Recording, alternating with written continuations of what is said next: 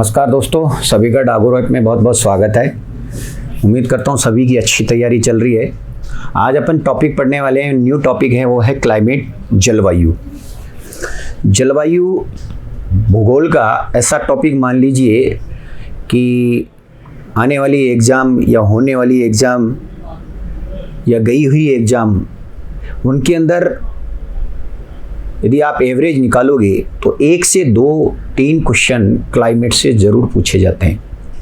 Geography का सबसे important topic है क्लाइमेट, और थोड़ा सा वैज्ञानिक दृष्टिकोण से या साइंस की परिभाषा के अकॉर्डिंग आप बात करोगे तो साइंस पर टिका हुआ टॉपिक है। तो आपको रट्टा मारने वाली चीज़ें तो इसमें बैठेगी नहीं, आपको समझने वाली सारी की सारी चीज़ें इसमें ध्यान रखनी है, और आप सिस्टम से जब इसको समझोगे तो सारी की सारी चीज़ें आपके दिमाग में सेट हो जाएगी। क्लाइमेट, जलवायु जो है, ये क्या चीज़ है, ये क्यों परिवर्तित हो रही है। एक्चुअली जलवायु के दृष्टिकोण में यदि सबसे पहली स्थिति अपन देखते हैं, पेरिस के अंदर कई सारे लोग इकट्ठा हुए और उन लोगों ने ये रिसर्च निकालने की कोशिश करी कि पृथ्वी के टेम्परेचर में धीरे धीरे इतनी बढ़ोतरी क्यों हो रही है, लेकिन आज तक उस चीज़ का सॉल्यूशन नहीं मिल पाया है। यदि हम स्थितियों को देखें तो कंडीशनें क्या होती है, ये आपकी पृथ्वी है, ये पृथ्वी है, और दूसरी स्थिति में आप जब देखोगे ये सूर्य है। अब सूर्य के प्रकाश की किरणें, सूर्य के प्रकाश की किरणें जब इस पृथ्वी पर पहुंचती है या पड़ती है तो पृथ्वी के टेम्परेचर की स्थिति में क्या कंडीशन होती है। एक्चुअली क्या है, इस पृथ्वी की बाहरी सतह पर कई प्रकार की गैसों का आवरण है। कई प्रकार की क्या है, गैस पाई जाती है।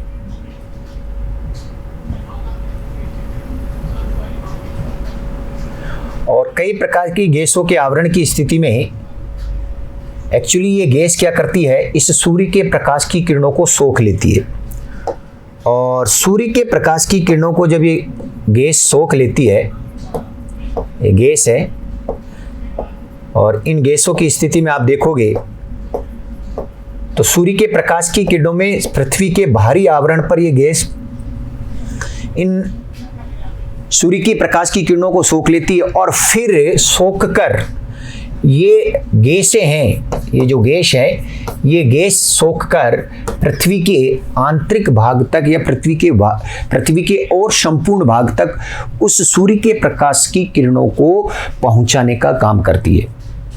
तो बाहरी एनवायरनमेंट में गैसों का आवरण है। क्या है, गैसों का आवरण। बाहरी एनवायरनमेंट में गैसों का आवरण है। ये स्थिति जब आप देख रहे हैं तो यहां पर कंडीशन क्या बनती है, ध्यान रखिएगा, इन गैसों के आवरण से ही सूर्य के प्रकाश की किरणों को एक संतुलित ढंग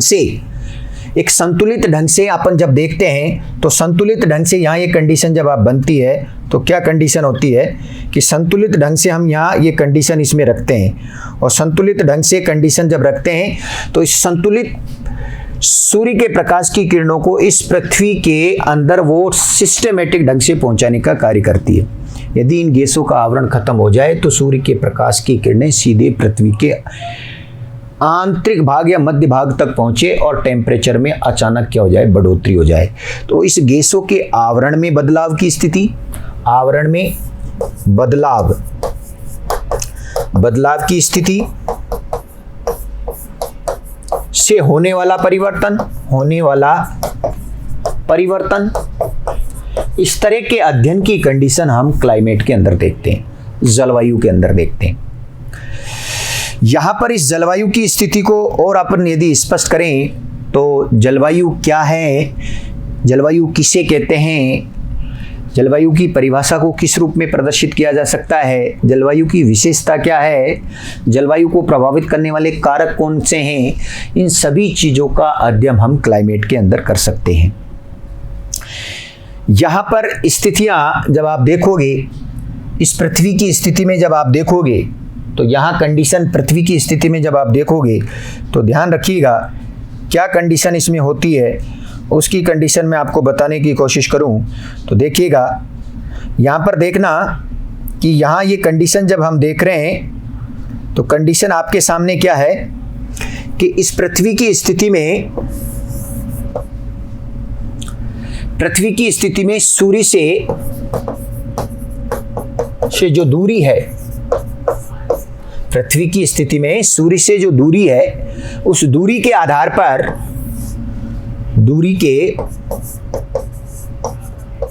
पर होने वाला परिवर्तन भी क्या करता है, हमें क्लाइमेट की स्थिति को स्पष्ट करता है। कुल मिला के पृथ्वी और सूर्य के बीच की स्थिति में ध्यान रखिएगा, मेरा बताने का सिर्फ लॉजिक इन दोनों पॉइंटों का है। ये वायुमंडलीय दशाएं हैं, वायुमंडलीय क्या है, दशाएं। और इन वायुमंडलीय दशाओं की स्थिति ही क्या कहलाती है, ध्यान रखिएगा, जलवायु कहलाती है। अब ये वायुमंडलीय दशाएं पाई कहाँ जाती, पृथ्वी और सूर्य के बीच की स्थिति में आप इन चीजों को रखकर उनका क्या कर सकते हो, अध्ययन कर सकते हो। अब देखिएगा, यहां पर यदि हम थोड़ा सा देखते हैं वायुमंडलीय दशाएं, अब इस वायुमंडलीय दशाओं में आप क्या क्या चीज रख सकते हो, ये थोड़ा सा ध्यान से देखिएगा। इसमें तापमान, वर्षा और आर्द्रता, तीन मुख्य है।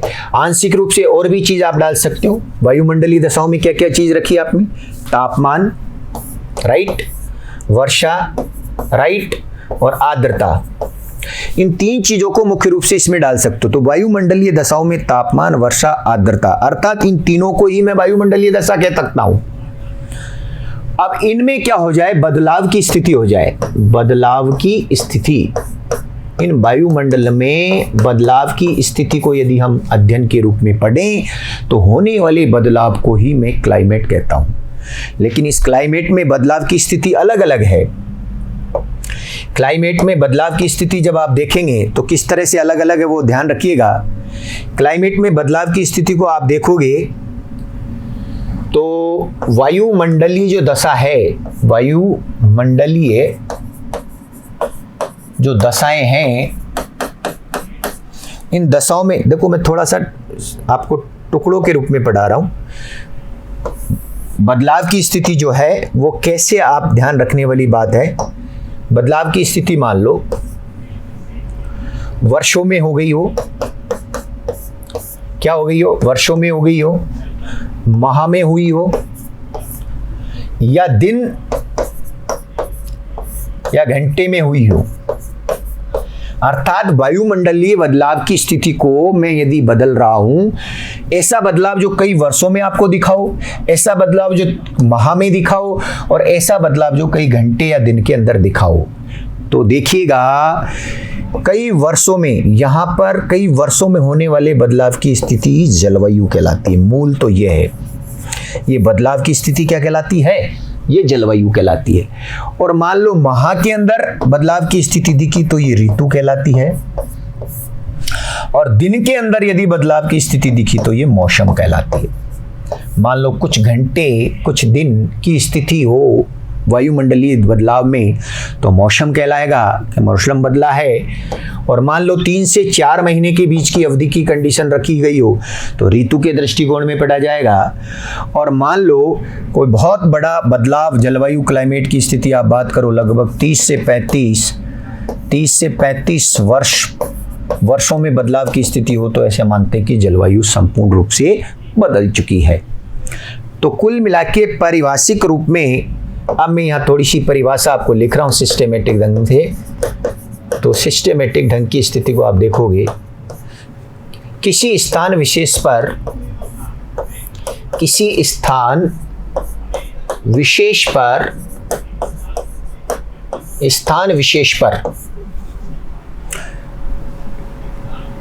स्थान विशेष पर वायुमंडलीय दशाओं में होने वाला परिवर्तन होने वाला परिवर्तन दीर्घकालीन अवस्था में, दीर्घकालीन अवस्था में जलवायु कहलाता है, जलवायु कहलाता है। ये कंडीशन इसकी आपकी रह गई। अर्थात यहां दो स्थिति, अल्पकालीन परिवर्तन, अल्पकालीन, और दूसरा है दीर्घकालीन परिवर्तन। तो अल्पकालीन परिवर्तन मौसम कहलाता है और दीर्घकालीन परिवर्तन जलवायु कहलाता है। तो परिभाषा के रूप में तो ये कंडीशन आपके यहाँ आप इसमें डाल सकते हो। वायुमंडलीय दशाओं में, वायुमंडलीय दशाओं में, अब वायुमंडलीय दशाओं में क्या क्या चीज को हम डाल सकते हैं वो मैं स्पष्ट कर चुका हूं आपके सामने। समझ में आया? ये कंडीशन आप इसमें रख सकते हो। मौसम एक अरबी भाषा का शब्द है। कौन सी भाषा का शब्द है? अरबी भाषा का शब्द है।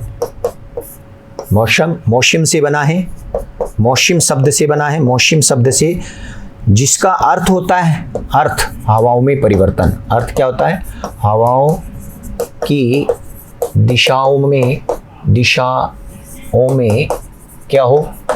परिवर्तन हो, परिवर्तन।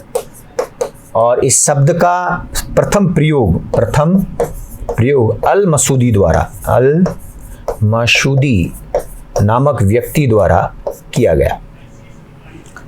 ये कंडीशन थोड़ी सी मौसम के बेसिक कंसेप्ट में आप पढ़ सकते हो। ठीक है, तो यहां पर मैंने आपको मौसम, ऋतु और जलवायु थोड़ा थोड़ा अंतर कैसे आप उसमें डिवाइड कर सकते हो, ये चीज़ आपके दिमाग में सेट होनी चाहिए।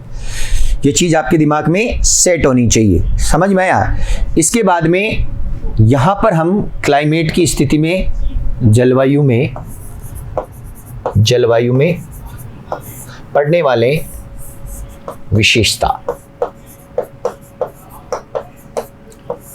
राज्य के अंदर जलवायु की कौन कौन सी विशेषताओं को हम फॉलो कर सकते हैं, कौन कौन सी विशेषता राजस्थान की जलवायु की है। देखिएगा, विशेषताओं के अंदर आप ध्यान रखेंगे तो कौन कौन सी विशेषता है?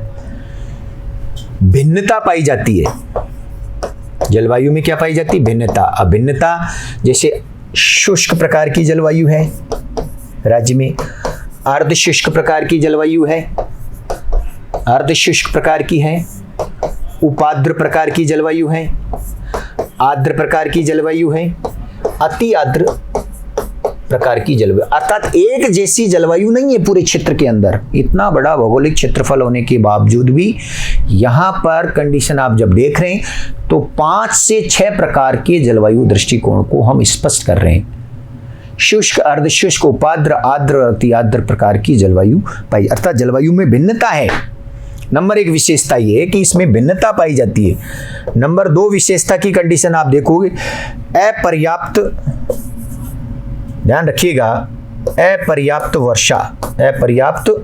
वर्षा की स्थिति। राजस्थान के अंदर पर्याप्त वर्षा नहीं होती। अन्य स्टेटों की आप बात करो तो राजस्थान के अंदर वर्षा का औसत अन्य स्टेटों से काफी कम पाया जाता है।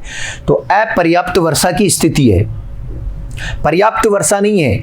भौगोलिक क्षेत्रफल के कंडीशन को देखते हुए यदि कृषि स्थिति को हम उसमें डेवलप करना चाहें, राज्य के कुल भौगोलिक क्षेत्रफल में जितना भाग कृषि योग्य भूमि का, उसके एवरेज में बहुत कम मात्रा में राजस्थान के अंदर वर्षा हो पाती है। नंबर 3 वर्षा की अनिश्चितता। वर्षा की अनिश्चितता,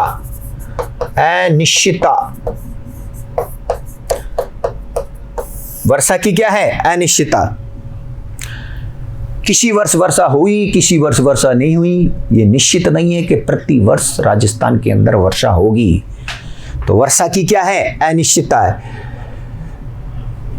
कोई वर्ष तो वर्षा हुई और कोई वर्ष वर्षा नहीं हुई, ये स्थिति आप इसमें डाल सकते हो।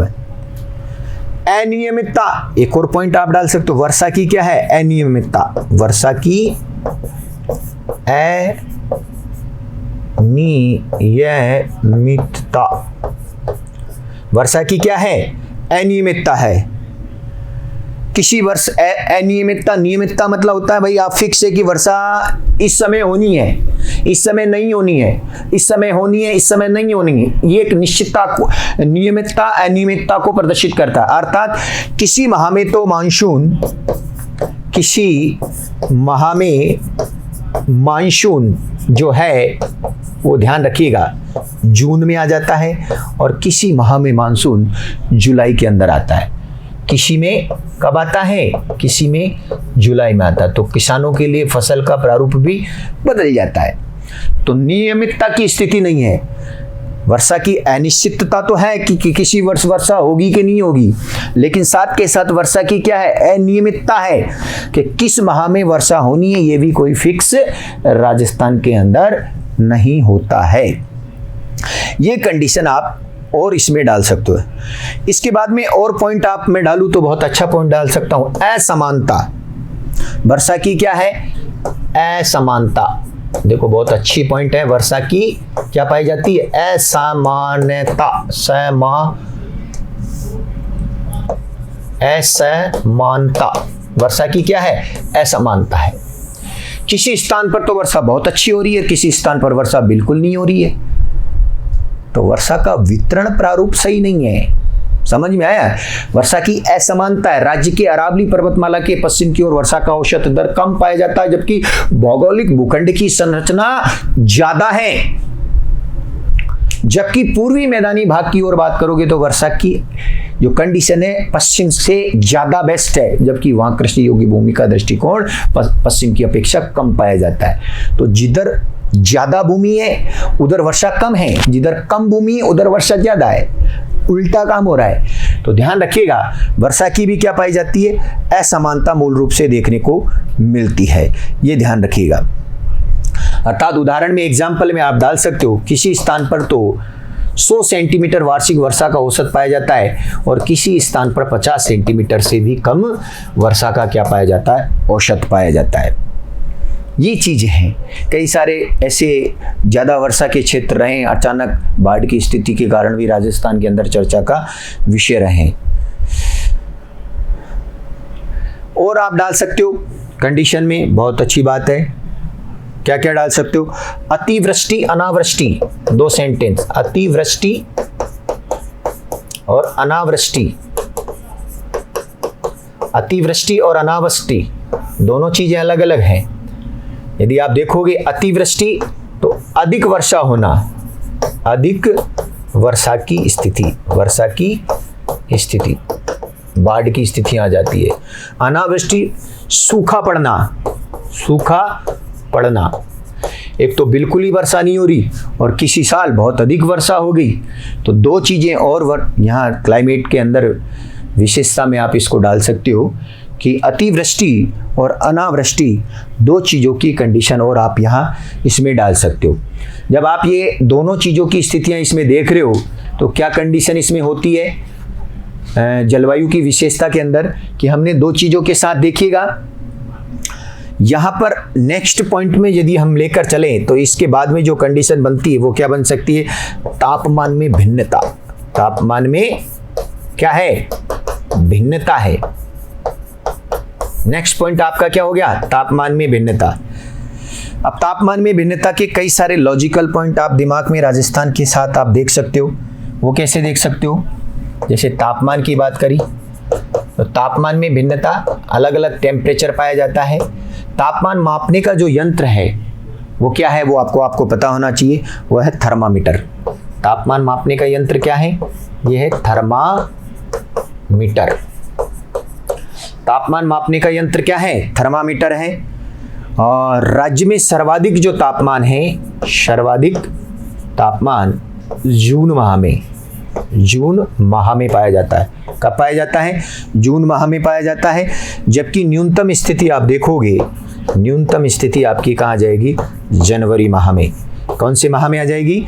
जनवरी माह में आपकी स्थिति आ जाएगी। तापमान में राज्य का सर्वाधिक गर्म जिला, सर्वाधिक गर्म जिला जो है वो आपको पता है चूरू है। सर्वाधिक गर्म जिला कौन सा है? चूरू। ये स्थिति आपको ध्यान रखिए, सर्वाधिक गर्म जिला कौन सा है? चूरू। और न्यूनतम में भी आपको ये ध्यान रखना है, न्यूनतम में भी आपको ये स्थिति आपको ध्यान रखनी है,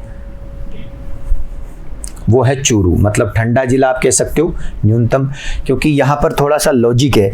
इस क्षेत्र विशेष में चूने की मिट्टी के कण और चूने की परत के कारण ये स्थिति देखने को मिलती है कि सूर्य के प्रकाश की किरणों से वो दिन में तो गर्म हो जाता है और शाम को जब सूर्य के प्रकाश की किरणें छिप जाती तो वो चूना अपोजिट वर्क काम करता है, तो वो ठंडे एनवायरनमेंट को डेवलप करता है।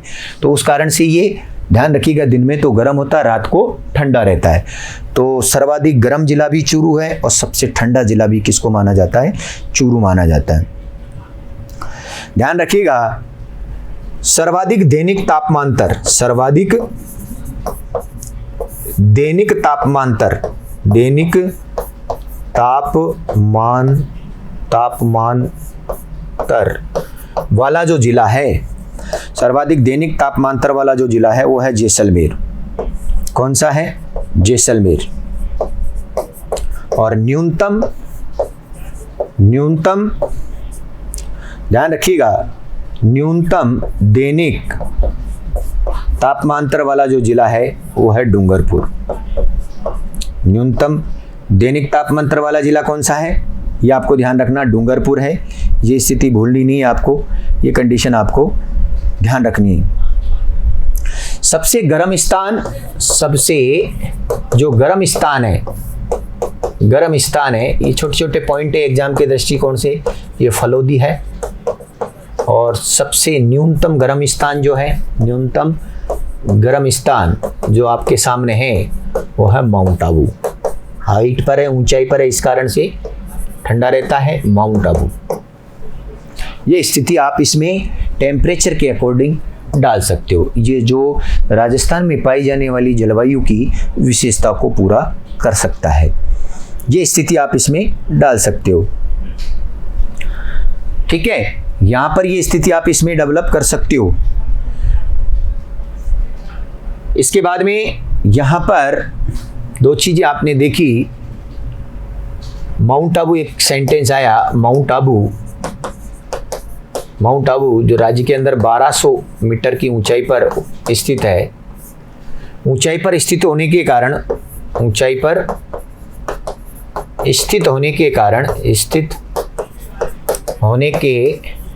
कारण क्या है? ठंडा क्षेत्र है। और ठंडा क्षेत्र है तो इसे राजस्थान का शिमला कहा जाता है। राजस्थान का क्या कहा जाता है? शिमला। और ध्यान रखिएगा, भारत का वर्खोयास्क या राजस्थान का वर्खोयास्क कहते हैं, इसको वर्खोयास्क कहते हैं। अब वर्खोयास्क क्यों कहते हैं? वर्खोयास्क इसके लिए कहते हैं, वर्खोयास्क रूस के अंदर साइबेरिया क्षेत्र में, साइबेरियाई प्रदेश में, साइबेरियाई क्षेत्र में ध्यान रखिएगा, विश्व का सबसे ठंडा स्थान है। विश्व का क्या है? विश्व का सबसे ठंडा स्थान है। तो विश्व का सबसे ठंडा जो स्थान है वो ध्यान रखिएगा कौन सा है? साइबेरियाई क्षेत्र के अंदर ये स्थान है वर्खोयास्क। और वो उपमा राजस्थान में किसको दी गई है? वो उपमा राजस्थान में माउंट आबू को दी गई है। ये स्थिति आपको ध्यान रखनी है। भारत का ठंडा स्थान, भारत का ठंडा स्थान आप देखोगे तो जम्मू कश्मीर जो स्टेट है, अब कश्मीर और लद्दाख दो केंद्र शासित प्रदेशों के रूप में डिवाइड हो गया। ट्रांस क्षेत्र है, ट्रांस क्षेत्र के अंदर, ट्रांस हिमालय क्षेत्र को अंदर आप कर सकते हो। ये भारत का क्या है? सबसे ठंडा स्थान है। ये स्थिति आप इसमें और डाल सकते हो। ये हम जलवायु के अंदर विशेषताओं का अध्ययन कर रहे हैं और बेसिक कंसेप्ट का आप अध्ययन कर सकते हो। आगे नेक्स्ट चलते हैं, आर्द्रता में भिन्नता। आर्द्रता में भिन्नता, नेक्स्ट आप कंडीशन में डाल सकते हो। समझ में आया? किस में डाला? आर्द्रता में भिन्नता की स्थिति को डाला। लगभग 8 से 9 प्रकार हो गए होंगे, ये विशेषता के अंदर मैं बताया जा रहा हूँ। तो आर्द्रता में भिन्नता की स्थिति से क्या तात्पर्य हो गया? पहले तो ध्यान रखिएगा, आर्द्रता मापने का जो यंत्र है वो हाइग्रोमीटर है। क्या है? हाइग्रोमीटर। आर्द्रता मापने का यंत्र क्या है? हाइग्रोमीटर। सर्वाधिक जो आर्द्रता है, सर्वाधिक आर्द्रता जो, ध्यान रखिएगा, अगस्त माह में पाई जाती है, अगस्त में। और न्यूनतम आर्द्रता अप्रैल माह में, न्यूनतम आर्द्रता अप्रैल माह में। सर्वाधिक आर्द्रता जिस संभाग में है उस संभाग का नाम है कोटा। और न्यूनतम जो है, न्यूनतम की बात करोगे तो कहाँ पर है? जोधपुर। ये छोटे छोटे क्वेश्चन हैं जो एग्जाम के दृष्टिकोण से सीधे पूछ लिए जाते हैं, आपको ध्यान रखने हैं, ठीक है। सर्वाधिक आर्द्रता वाला जिला, सर्वाधिक आर्द्रता वाला जिला झालावाड़ है। झालावाड़ सर्वाधिक आर्द्रता वाला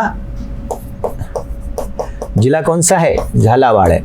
और न्यूनतम आर्द्रता वाला जिला जैसलमेर है। समझ में आया? आर्द्रता, वर्षा की मात्रा की स्थिति को आप इसमें डिवाइड कर सकते हो। तो सर्वाधिक आर्द्रता वाला जिला कौन सा है? झालावाड़। जबकि न्यूनतम आर्द्रता जो है वो जैसलमेर जिले में पाई जाती है। स्थान विशेष की बात करोगे तो स्थान वो डाल सकते हो। स्थान, सर्वाधिक आर्द्रता, सर्वाधिक आर्द्रता स्थान की आप बात करोगे तो माउंट आबू है, माउंट आबू। और न्यूनतम की आपने बात कर दी तो न्यूनतम है फलोदी। न्यूनतम क्या है? फलोदी। ये कंडीशन आपको ध्यान रखनी है। तो यहां पर ये कंडीशन आप इसमें डाल सकते हो। लेकिन एक अच्छा क्वेश्चन जो बहुत बार पूछा जाता है, क्वेश्चन फॉर्मेट में मैं डाल रहा हूं, इंपॉर्टेंट क्वेश्चन, शीतकाल में राज्य के किस जिले में सर्वाधिक आर्द्रता देखी जा सकती है? देखी जा सकती है, ये अच्छा क्वेश्चन है। यदि ऑप्शन नंबर 1 मैं दूं आपको झालावाड़, ऑप्शन नंबर 2 में कोटा, ऑप्शन नंबर 3 दे दिया मैंने, मान लो सी में दे दिया मैंने गंगानगर, और ऑप्शन नंबर डी में दे दिया मैंने हनुमानगढ़। इस सीक्वेंस का क्वेश्चन आपके बन जाता है तो आप सोचने पे थोड़ा सा विवश हो जाइएगा। ऐसे नहीं कि सीधा उठाया और आंसर आपने कर दिया क्या? झालावाड़। तो ये गलत है। उसने स्पष्ट कहा शीतकाल में, मतलब कोई तो लॉजिक है। उस स्थिति में ध्यान रखिएगा, राज्य का सही जो आंसर होगा वो होगा गंगानगर। और कारण क्या है? कारण है इसका इंदिरा गांधी नहर परियोजना के कारण, परियोजना के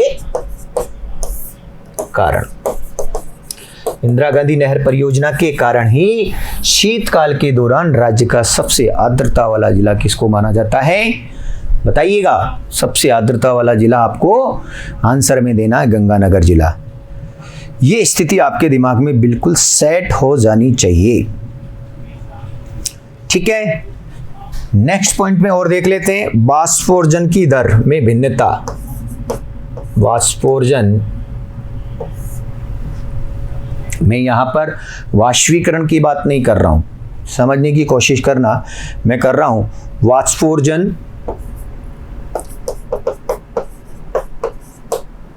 वाष्पोर्जन में भिन्नता।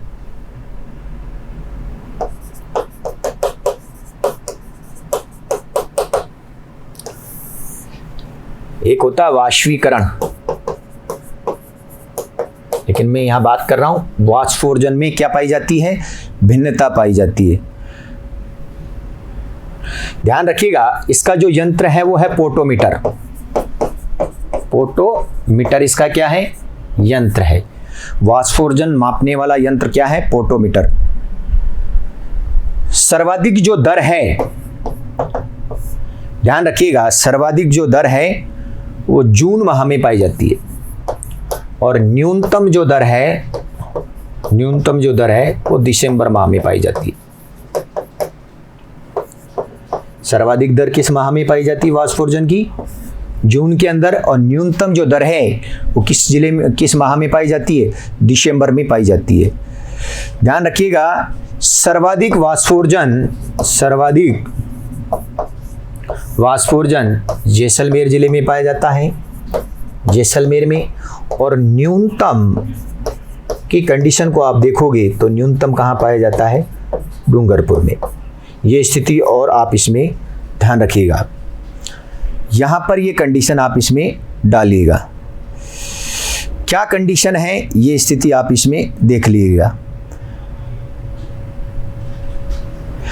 यहाँ पर ये तीनों चीजें आपके क्या हो जाती? स्पष्ट हो जाती। अब मैंने यह सेंटेंस लिखा है वाष्पीकरण, ये मिट्टी में होता है।